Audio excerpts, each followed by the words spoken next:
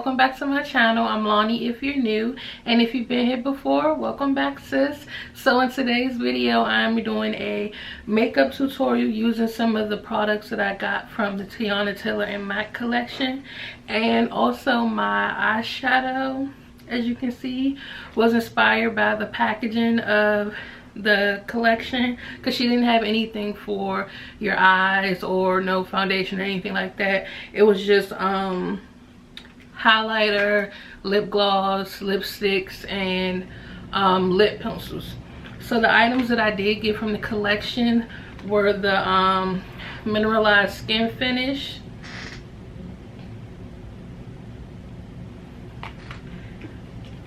two lipsticks, two lip glosses, a lip liner. So I used the Mineralize Skinfinish in one of the lip glosses in the video, so I'm not actually going to show you this one because I'll show you in the video, but I will show you the lip glosses and lipsticks.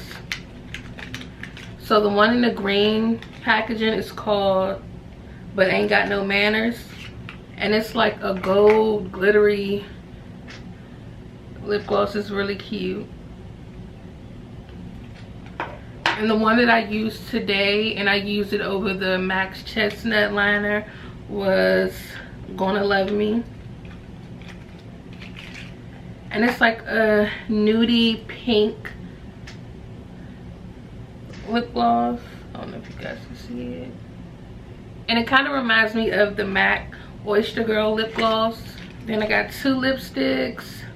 The one in the green, the name of it is I Got a Man, and the red one is A Rose in Harlem. I actually used the red one in one of my videos already, but this is the red one.